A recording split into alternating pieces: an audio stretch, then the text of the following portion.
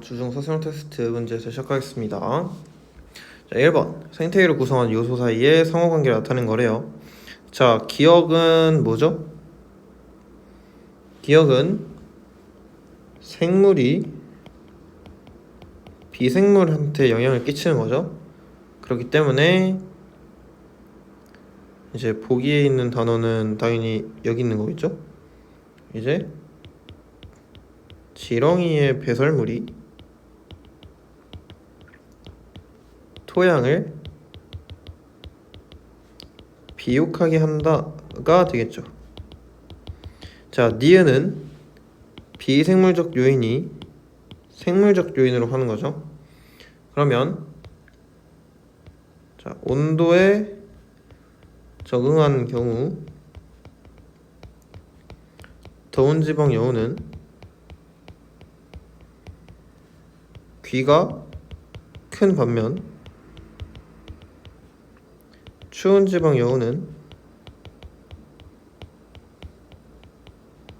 귀가 작다가 되겠죠. 자, 다음 3번에 생물의 적응 현상에 가장 큰 영향을 미치는 거 누굴까요?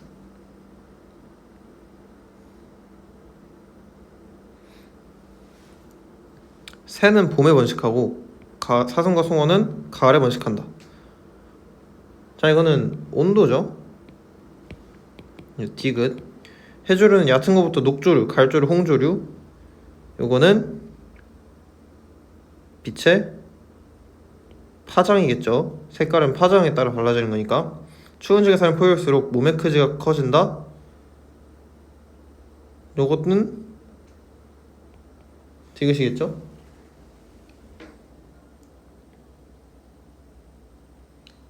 자, 다음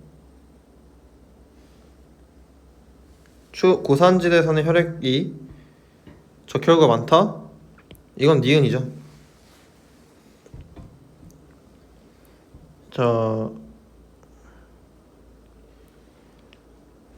다시 봅시다. 새는 봄에 번식하고 사슴과 송어는 가을에 번식한다. 둘의 차이가 뭘까요?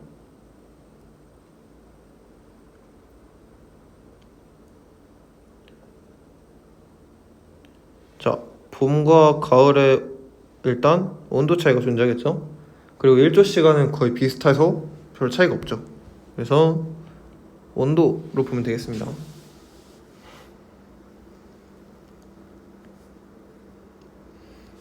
자, 다음 2번 표는 빛의 세기에 따른 식물 A와 B의 CO2 출입량을 나타낸 거래요.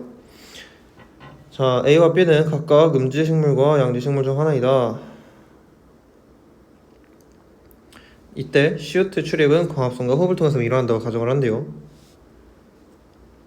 빛의 세기가 4000럭스일 때 양지식물 광합성에 이용되는 CO2의 총량, 자 4000이죠.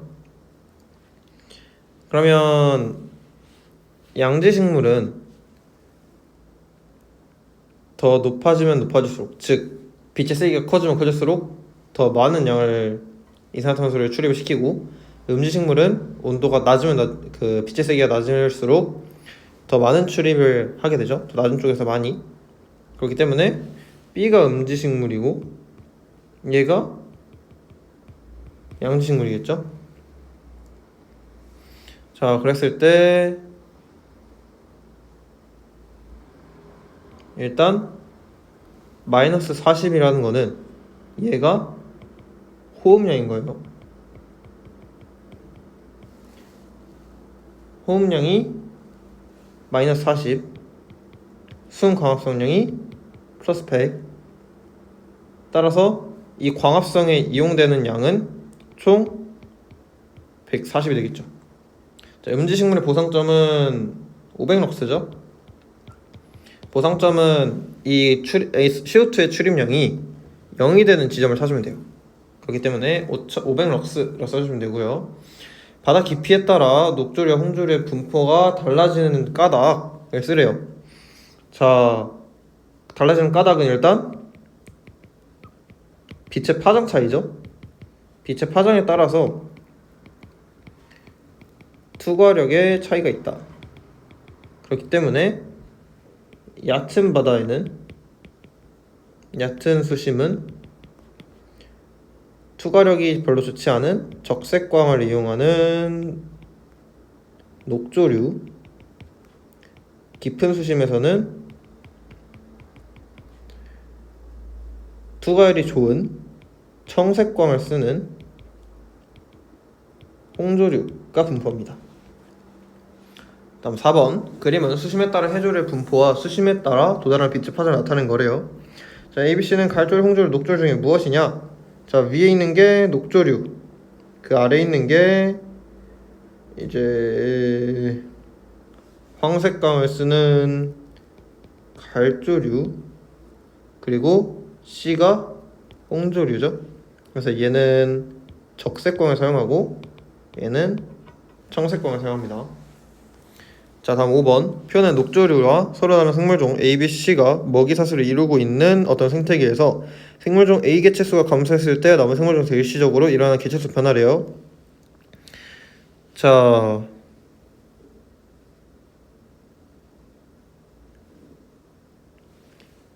일단 A가 감소하면 녹조류가 감소한대요.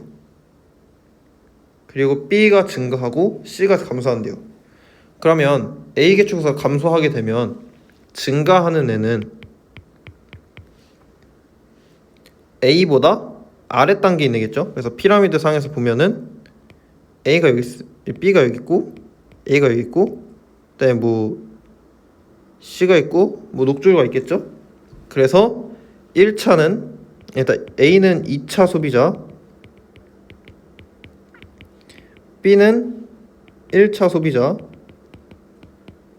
C가 3차 소비자.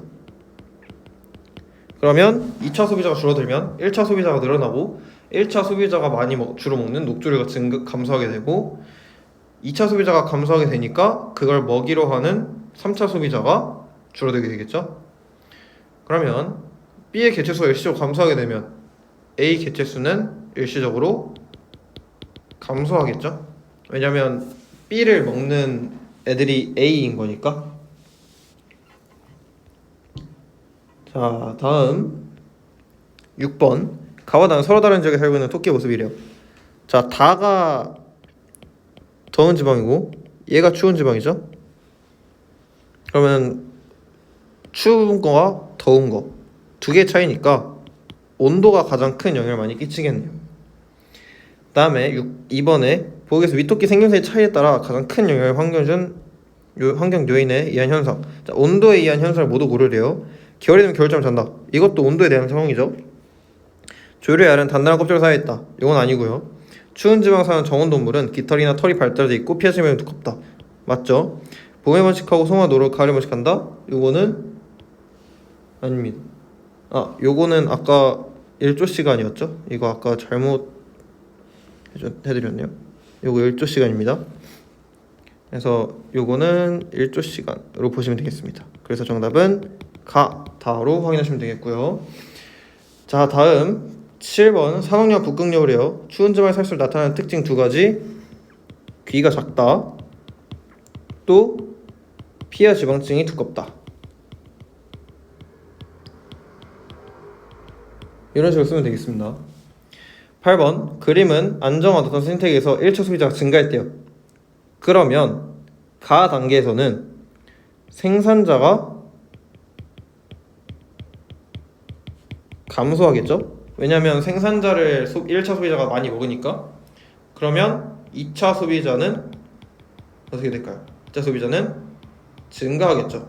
왜냐면 2차 소비자는 1차 소비자를 먹이로 하는데 그 1차 소비자가 늘어났으니까 먹이가 늘어난 거죠. 그러면 당연히 그걸 먹는 2차 소비자도 증가하겠죠. 자, 9번. 생태계의 개체수 피라미드래요. 자, 그림을 그려봅시다. 1차 소비자 증가하면 아까 위에서 했던 거를 그림으로 그리면 되죠.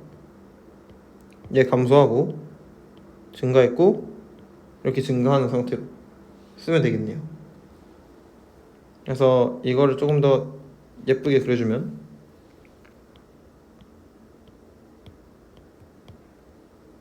얘 감소, 얘 증가 이런 식으로 그려주면 됩니다. 그러면 A 단계에서 변화는 이제 생산자가 감소하고 2차 소비자가 증가한다 라고 해주면 되겠습니다. 10번 주어진 자료에 대한 설명. 3차 소비자가 있을 때 기억이 늘어났죠. 3차 소비자가 없을 때는 니은에서 줄어들었고. 그러면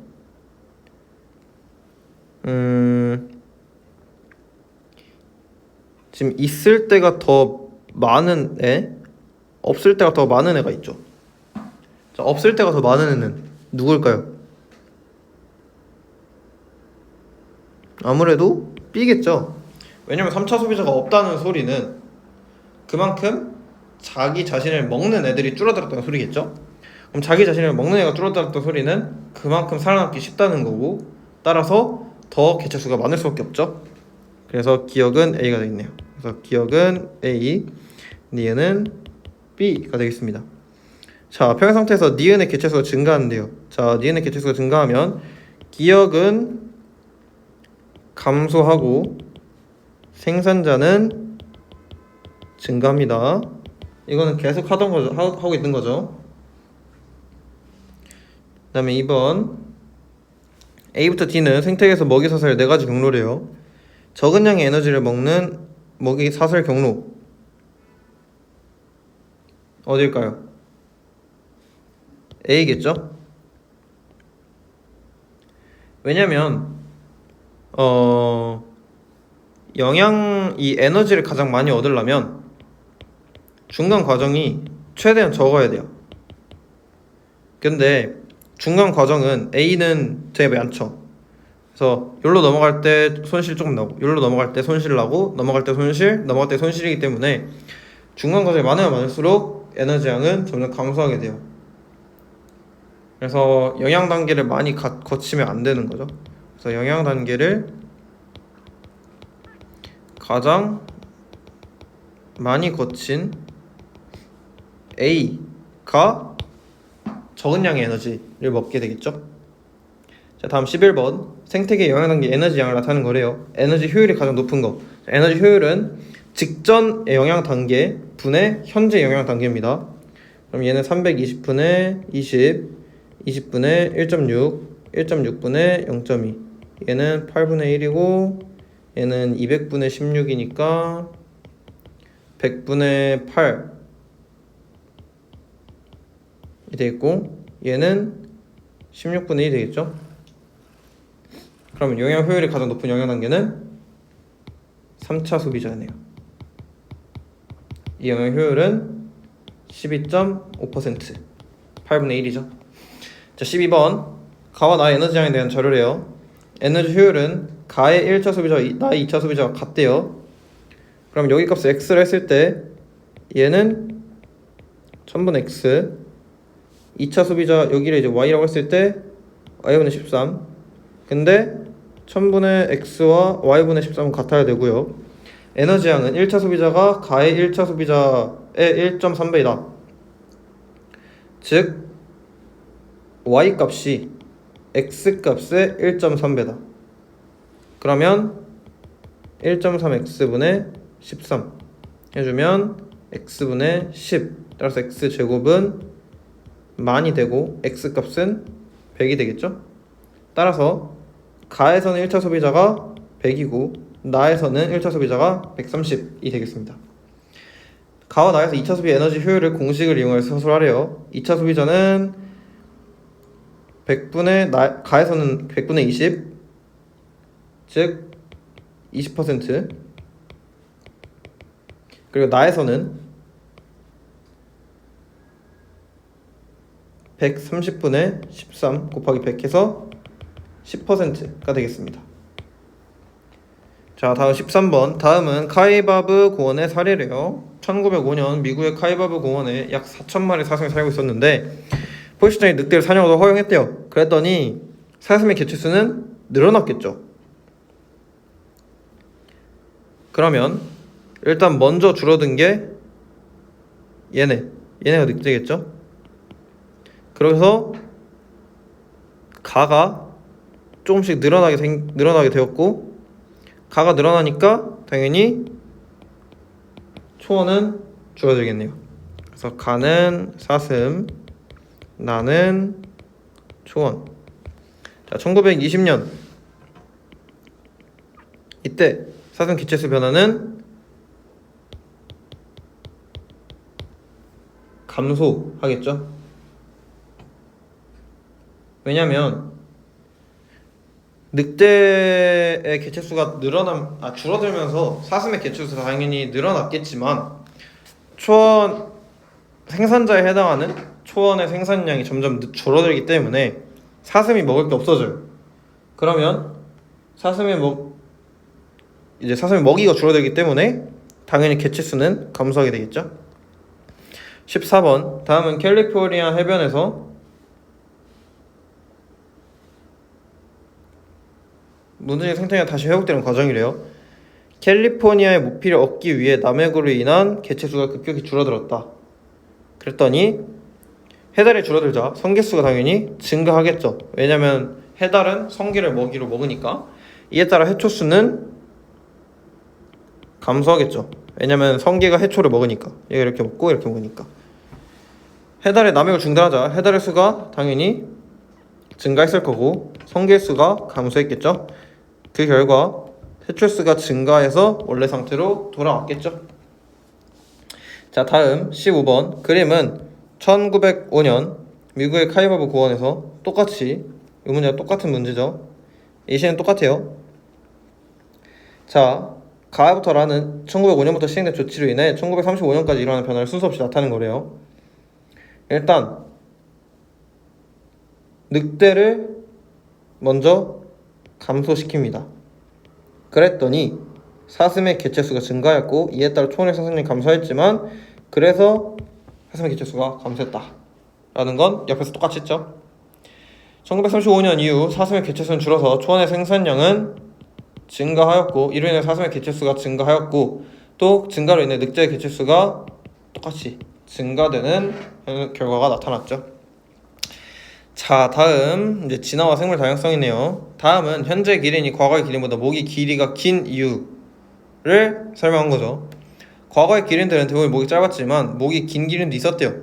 목이 긴 기린은 키가 작은 나무와 큰 나무 모두 잘 따먹으면서 목이 짧은 기린보다 뭐라 생각하죠? 생존에 유리하죠. 따라서 목이 짧은 기린들은 도태되었고, 목이 긴 기린들은 자손을 많이 남겨서 세대를 거듭하면서 기린의 목이 길어지게 되었다. 이건 이제 누가 한 거죠?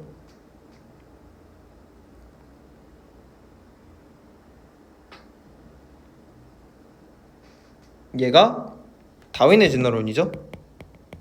자연선택설. 과거 기린은 큰 나무 잎을 먹기 위해 노력했다. 노력 결과 목이 길어졌고, 이제 긴 목의 형질, 뭐 여기 이제 생존의 유리 써주면 되고요. 생존의 유리, 긴 목 형질이 자손에게 전달되었다 라고 써주면 되겠고요. 자, 그러니까 즉 다윈이 주장한 진화 원리와 가는 한계점은, 이제 만약에 자손이 과잉 생산이 되게 되면 자손들 사이에서 형질 차이가 생기는 원인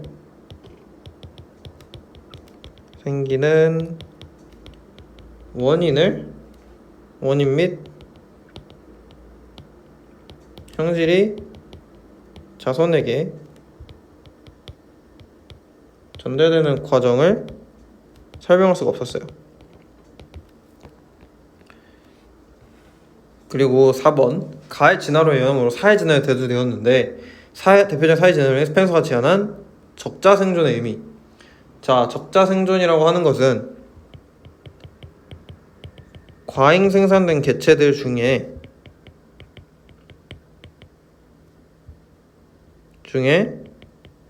이제 환경에 적응하기 유리한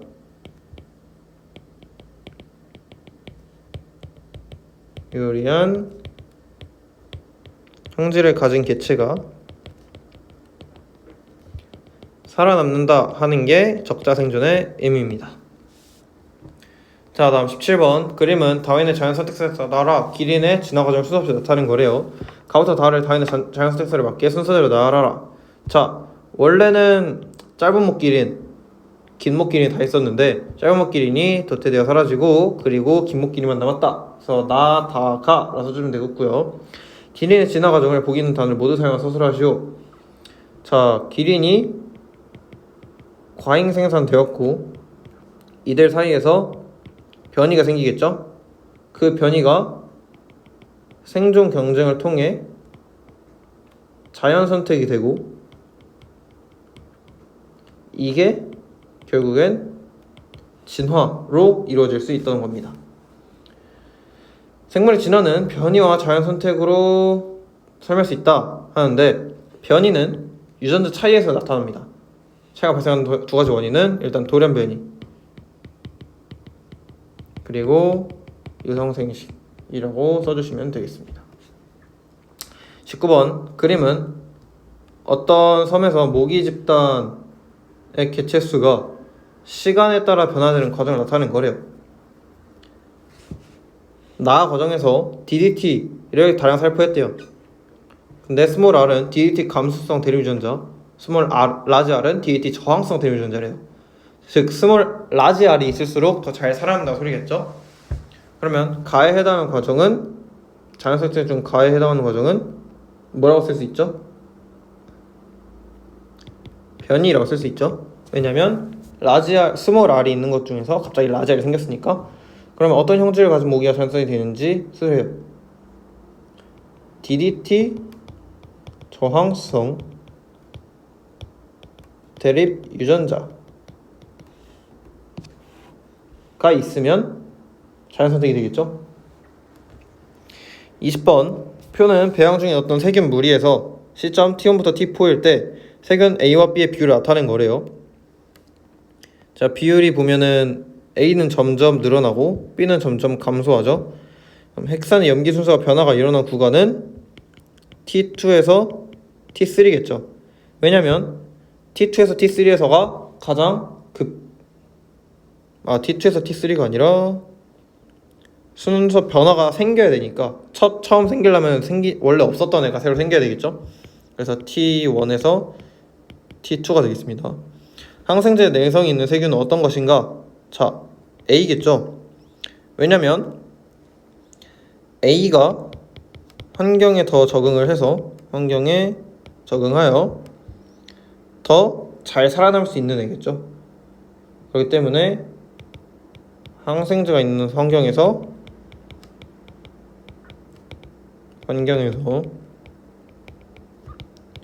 자손을 남겼다라고 하면 됩니다. 21번. 항생제 내성세균의 출현과 진화 과정을 나타내는 거래요. A, B 유전자는 각각 항생제 내성세균과 항생제 비내성 유전자 중 무엇인지 쓰세요. 자, A는 비내성 유전자고요. B는 내성 유전자입니다. 왜냐면 항생제를 투여를 했는데 결국에는 B만 남았죠. B만 남았다는 거는 B는 항생제 내성이 있지만 A는 항생제 내성이 있지 않다라고 하는 거죠. 자, 다음 22번. 그림은 서로 다른 종의 갈라파고스 핀칫의 진화 과정이 돼요. 자, 가에서 나로 갈 때는 돌연변이 요거죠. 가에서 나로 갈 때. 그래서 그냥 단계는 나 쓰시면 됩니다. 지금 봤을 때 돌연변이가 가장 많은. 위 그림 설명 진화 이론을 제시하는 거는 다윈의 자연 선택설이죠. 독특한 부리를 가진 핀칫의 종 분화에 영향을 주된 환경 요인은 먹이죠. 지금 보면은 다에 해당하는 애는 선인장을 먹는 애들이고 라에 해당하는 씨앗을 먹는 애들이죠. 그렇기 때문에 그거에 해당하는 애들로 진화를 하고 부리가 바뀐 거죠. 자, 다음 23번. 어떤 숲에 서식하는 나방무리에 대한 자료래요. 기형대는 각각 흰색 날개 나방과 검은색 날개 나방 중 하나다. 이 숲의 나방은 나무 줄기 앉아있는 시간이 많은데 나무 줄기는 짙은 색이 많지만 19세기 초에는 밝은색을 띠는 지휘류가 덮고 있었대요. 근데 지휘류는 이산화황 농도에 민감해서 대기가 오염되면 죽게 되죠. 근데 산업화로 환경이 오염되면서 니은보다 기억이 포식되기 쉽게 노출되었다 돼 있죠. 그럼 산업화가 되게 되면 대기가 오염되죠? 그럼 지휘류가 죽게 되겠네요. 그러면 나무 줄기가 다시 짙은 색을 띠겠죠. 따라서 기억은 흰색 날개 나방이겠죠. 왜냐면 지휘류가 죽고 나무색이 짙은 색으로 변하고 노출 정도가 커지기 때문이겠죠. 환경보전 농약을 성공하여 이 지역에 다시 지휘류가 살 수 있게 된다면 기역의 수는 늘어나고 니은의 수는 줄어들겠죠. 왜냐하면 줄기의 색이 짙은 색에서 이제 밝은 색으로 변하기 때문이죠. 지휘류 때문에. 그래서 노출 정도가 기역보다 니은에 더 커지기 때문에 기억이 더 많이 증가하게 되겠네요. 24번 숲에 서식하는 후추나방 무리에 대한 자료래요. 흰색과 검은색이 있고 산업혁명 이전에와 이후를 봤을 때 A는 점점 늘어나죠. 산업혁명 이후에 점점 늘어나는 거는 얘가 이제 검은색이고 얘가 흰색이겠네요. A가 검은색, B가 흰색. 그래서 지금 그래프는 자연 선택으로 인해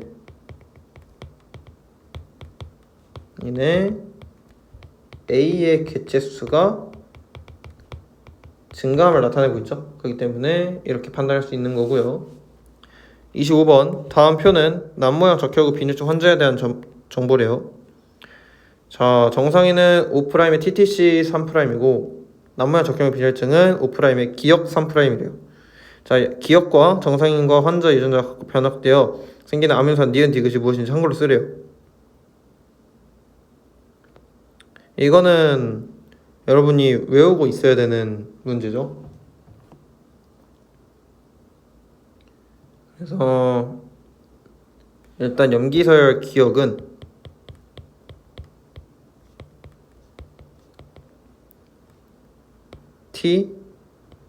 TAC고요. 아미노산 니은은 글루탐산인데 디귿은 발린입니다. 요거는 외우고 계셔야 돼요. 그냥 디귿의 성질을 쓰래요. 발린의 성질을 쓰라는 거죠. 자, 적혈구가 남모양 적혈구, 남모양 변한다. 남모양 적혈구 빈혈증 증상은 빈혈이 생길 수 있다. 왜냐면 적혈구랑 남모양 적혈구랑 비교했을 때 남모양 적혈구가 더 산소 운반 능력이 떨어져요. 그렇기 때문에 빈혈이 일어날 수 있겠죠. 그림과 가와 같이 아프리카 지역에서 남모양 적혈구 유전자 빈도와 말라리아 분포가 거의 일치하는 이유. 지금 보면은 말라리아가 생기는 위치에서 더 많은 양의 빈혈증 환자가 생겼죠. 그렇다는 것은 말라리아 때문에 말라리아의 저항력을 가진 난모양 적혈구가 때문에 생존에 유리하게 되겠죠. 따라서 자연 선택이 되어 자손을 남긴 겁니다. 다음 26번 생물 다양성에 대한 A씨의 발표래요. 학생이 한 지역을 구성하는 종이 많을수록 전체 개체 수에서 각 종이 차지하는 비율이 고를수록 그 지역의 종 다양성이 높습니다. 맞죠?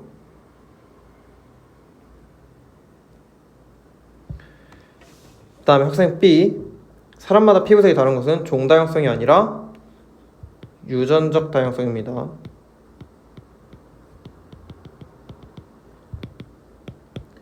자, C 생색의 다양성과 종 다양성은 반비례 관계가 아니라 비례 관계입니다. 27번 가부터 다는 생물 다양성의 세 가지 의미를 상소한 거래요. 다양한 자연환경에 존재한다. 자, 생태계 다양성. 자, 다양한 생물이 살고 있다. 종다양성. 한 종에서 반전무늬는 조금씩 다르다. 유전적 다양성. 28번 생물 다양성의 중요한 까닭은 이 생물 다양성 때문에 자연재해를 막아줄 수 있고요.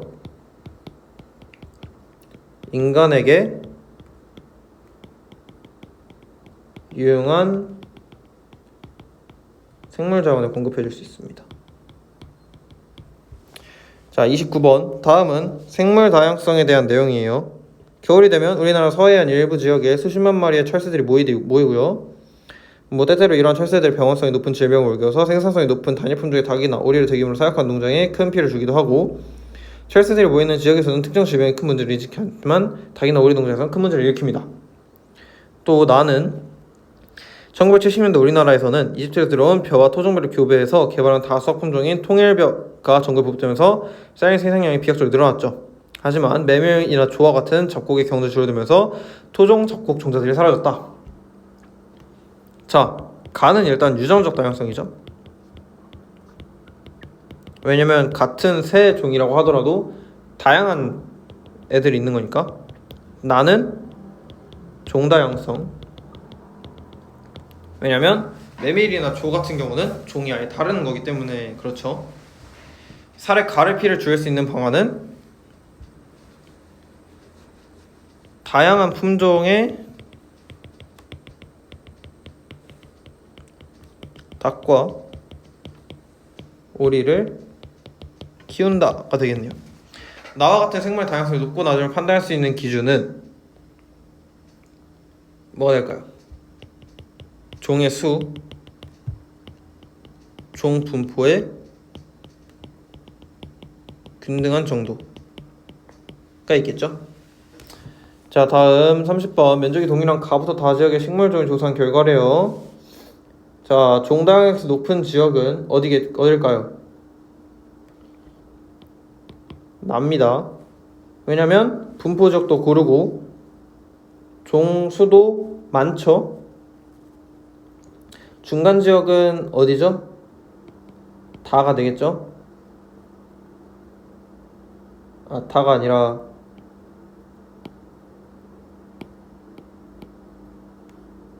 가겠네요. 그리고 낮은 지역은 다인데, 그렇게 판단한 이유는 일단 나는 종수도 많고 고르게 분포하고 있죠. 그리고 가는 종수는 많지만 고르지 않아요. 하지만 다는 종수도 적은데 심지어 고르지도 않습니다. 그렇기 때문에 나, 가, 다의 순서로 확인하시면 되겠습니다. 31번 그래프는 지역 A와 B에 발견되는 모든 종과 지역 내에 발견되는 이제 모든 종을 나타낸 거죠. 자, 보면 지역 A와 B의 종 다양성을 보래요. 종 다양성은 당연히 B가 높죠. 왜냐면 종 수도 많을 뿐더러 상대 비율이 거의 비슷합니다. 다 10% 그 근방으로 돼 있죠. 그렇기 때문에 다양성이 높은 지역이다 라고 확인할 수 있겠죠. 32번 그림 면적이 같은 서로 두 지역의 가, 나에서 서식하는 생물종과 그 개체수를 나타낸 거래요. 가, 나 중 종 다양성이 높은 지역은 가일 거고요. 비교하는 기준은 종수와 종의 분포가 균등한 정도로 쓰면 되겠죠. 33번 따개비는 바닷가에 부착생활을 하고 가는 B만 있을 때, 나는 C만 있을 때, 다는 B와 C가 함께 있을 때. 그러면 B와 C가 함께 있을 때 B와 C가 서식지 경쟁을 벌이는 곳은 고지대와 저지대 쪽이 어딜까요? 둘 다 존재할 수 있는 저지대 쪽입니다. 승리자는 B겠죠? 왜냐면 B가 지금 이렇게 남아있으니까. 자, 다음 34번 그림은 C가 있는 야생바나와 C가 없는 바나나죠. 멸종 가능성이 높은 바나나는 C가 없는 바나나입니다. 왜냐면 C가 없다는 소리는 유성생식이 굉장히 어렵다는 소리예요. 그렇기 때문에 유전적 다양성을 가지기 어렵다. 그러면 한번 질병에 걸리게 되면 멸종 가능성이 확 높아지겠죠? 자, 다음 35번. 생태계 평형은 자연재해와 인간 활동에 영향을 받는다. 인간 활동 영향으로 생태계 평형이 파괴되는 것은 어떤 것이 있냐? 자, 산업화로 인한 대기오염이 있을 수 있고요. 또 생활하수, 즉 수질 오염으로 인한 적조나 녹조 현상이 있을 수 있겠고요. 36번. 다음 보기 설명에 있는 국제협약은 무엇인가? 지구기후변화로 생물 서식지가 변하거나 파괴되어 생물이 멸종되기도 하는데 이를 막기 위해 국제사회는 국가 간 협력을 맺어 서로 규제하는 동시에 협력하고 있다. 이는 생물 다양성 협약이라고 합니다.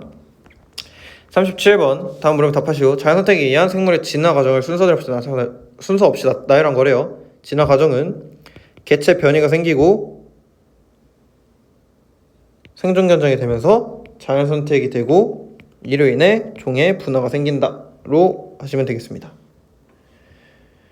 2번 생물 다양성 보전과 관련된 세 가지 국제 협약. 자, 1992년에 채택된 생물종의 보존과 생물자원의 지속 가능한 이용을 위해 유엔 환경 개발 회의에서 한 것은 생물 다양성 협약. 자, 선진공업국이 산업 폐기물을 바다에 버려 발생한 해양 오염 방지를 위해 1972년에 채택된 것은 런던 협약이고요. 물새 서식지로 중요한 습지를 보존하기 위해 1971년에 채택된 것은 람사르 협약입니다. 네, 이상으로 문제 해설 마치겠습니다.